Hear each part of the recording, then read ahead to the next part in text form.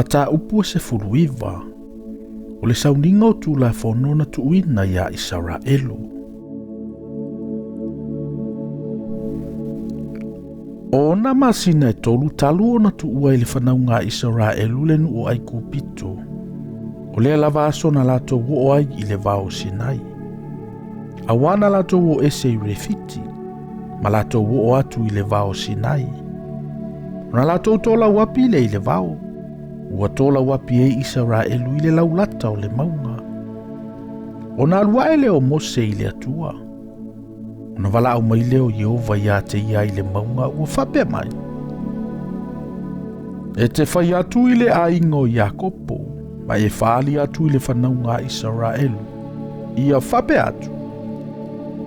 Na utou vai atu i mea na o whaia i kupito. Na u avae ia te outou i lungo apa au a eto.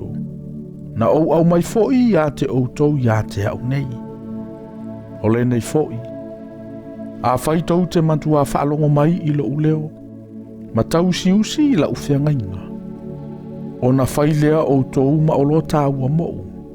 E sili nu umma. A wao lo ulava le lalolangi umma.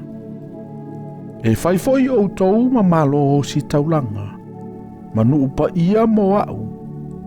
O upu ia e te tautalantu ai le whanaunga Israelu. O na alule o Mose, ua ia ami atu toe ina o le nuu. Ua ia tu ina atu foi o lato luma o upu nei umalava na fetalai mai ai Yehova. O na tali whaatasi mai leo le nuu uma. Mātou te whaia lava mea uma ua fetalai mai ai Yehova. O na momoli atu le Mose o le upu o le nuu i a Yehova. O na fetalai mai leo Yehova i a Mose. Fauta. O le a ualu atu i a te oe i le a uliuli. Ina ia langona mai le nuu pea u tautala atu i a te oe. Ma ia la tautali tonu pea lava i a te oe. Ua tau atu fo i a Mose o upu o le nuu i a Yehova. Ua whai mai fo i Yehova i a Mose. Ina alu atu ia oe i le nuu. Ma ia e whapa ia ina i lātou i le aso matai au. Ma ia lātou tāo lātou ofu. Ma ia lātou nofo sao niuni i le aso e lua. Awa o le aso i e lua. E alui foa i Yehova i luma o le nuu atoa uma i lunga o le maunga o Sinai. E te whaia fo i le tua oi mo le nuu. E whaasi o si o ina ai. Ma ia e whai atu. Ia o tau. Nei tau o ae i le maunga. Nei o tau papai atu fo i o na vai maunga. Ai se papai atu i le maunga. E matua oti lava ia. Aua nei papai ia te ia se lima. Ai fetongia lava o ia i maa. Pe whana ia i le u. Po se manu po se tangata e le ola lava ia. Pe a wha leva leva le pu o na ili. I le oa e ai i lātou i le maunga. O nā lui fole o Mose nei le maunga i le nuu. Wa ia whapa ia ina fo i le nuu. O lātou tā fo i o lātou ofu. O ia whai atu fo i le nuu. I au tauna fo sao ni uni i le aso i e lua. Aua nei au tau o ane ia au tau hawa. O na ole i le aso tolu i le tai au. Wa ilunga o le maunga o whaititili, mawila, ma le auli uli. O le leo foi o le pū o matuatele.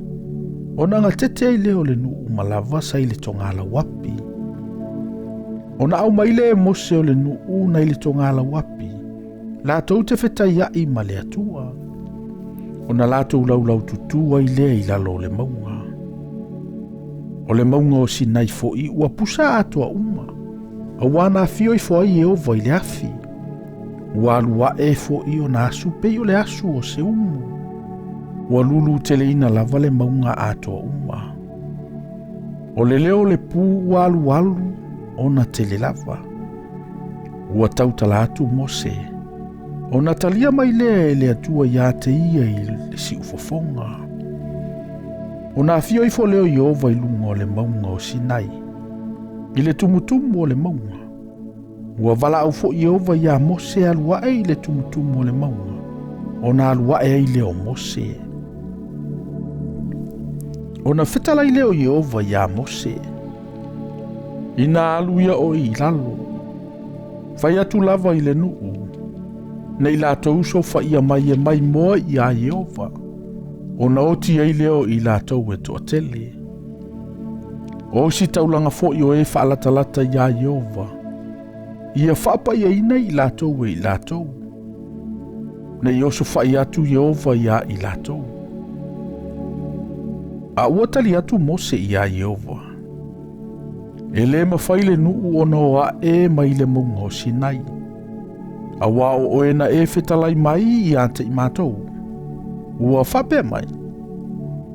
Iau tau whaile tua oi. Ma ia tapu le maunga I ate o tau.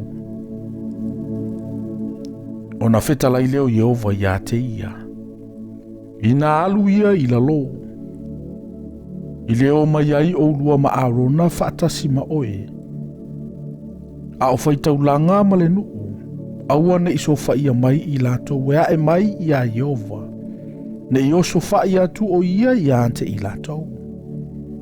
O nā luifo leo Mose I le nuu. Mana whaia tu ai I ante I lato.